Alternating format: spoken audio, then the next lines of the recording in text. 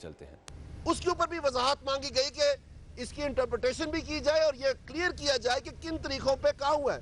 اور جو عمران خان یہ کہتا ہے کہ اس کے نام، آج ان کے وکیل نے کہا کہ غالباً شاید پورا پتہ ہی نہیں ہے کہ یہ ہبہ کے تحت ہوا ہے. یعنی جو 300 کنال ہے وہ جمائمہ کے نام تو انتقال ریکارڈ پہ موجود ہے 2005 تک، لیکن اس کے بعد جو واپس عمران خان کو گئے ہیں وہ پورا ٹرانزیکشن جو ہے مشکوک ہے.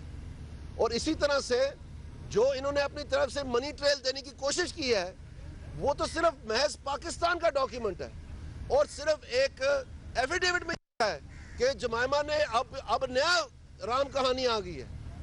اب یہ کہانی آ گئی ہے کہ یہ پیسے صرف لندن کے ذریعے نہیں، اب جمائمہ نے پہلے یہ پیسے امریکہ بھیجے اور امریکہ سے پھر یہ راشد خان کے اکاؤنٹ میں آئے، اور اس کی ڈیٹس بالکل مختلف ہے اور اس کی اماؤنٹس بالکل مختلف ہیں.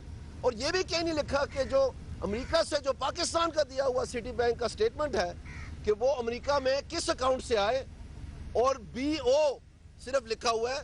یہ بھی نہیں معلوم پڑا کہ بی او کس کا نام ہے، کسی شخص کا نام ہے، کسی ٹرانزیکشن کے طریقے کا نام ہے، وہ کیا چیز ہے، یہ بھی وضاحت مانگی گئی. تو یہ جو جمائمہ کا اوریجنل اکاؤنٹ ہے جہاں سے اس نے امریکہ پہلے پیسے بھیجے، وہ بھی ٹرانزیکشن کوئی نہیں آئی ہے. تو اتنے ہفتے لگا کے جو یہ سٹپنی صاحب ہیں گئے ہوئے تھے لندن، تو کھودا پہاڑ تو نکلا چوہا.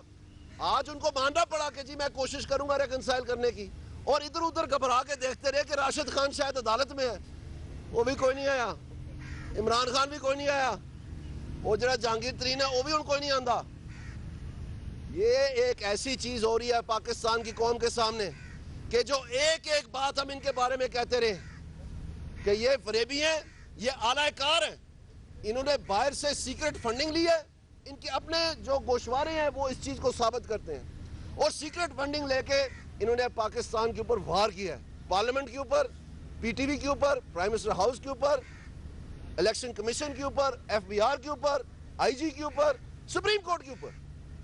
اور یہ باتیں اب ساری کڑیاں جو ہیں ملتی جا رہی ہیں کہ ان کا اصل میں سیاست میں ان کو لانے کا، اور یہ لائے گئے ہیں، ان کو لانے کا کردار کس لیے تھا، یہ کیا کام کرنے آئے تھے، کس طرح سے انہوں نے انتشار پھیلانا ہے.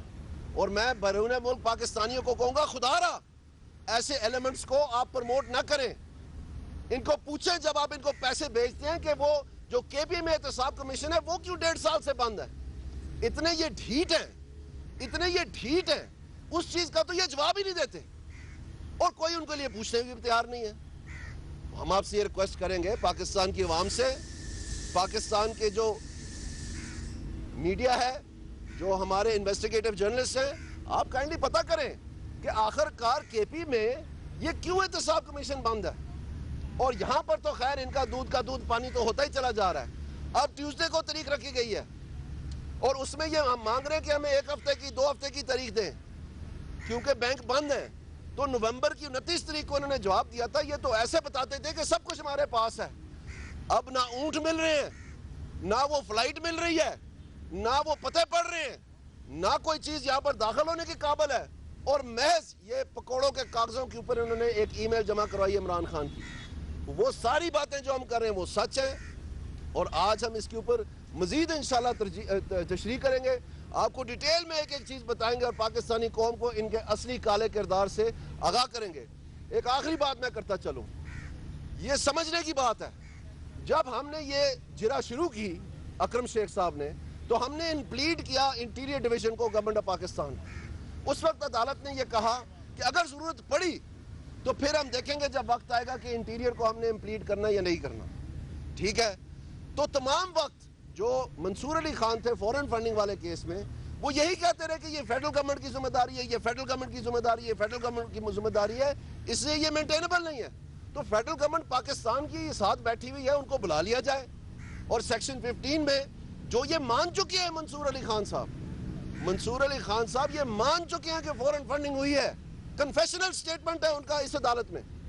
تو پھر سیکشن 15 کے تحت جس ادارے نے کاروائی کرنی ہے اس کو بلایا جائے اور ڈائریکشن دی جائے کہ آپ یہ کاروائی کریں.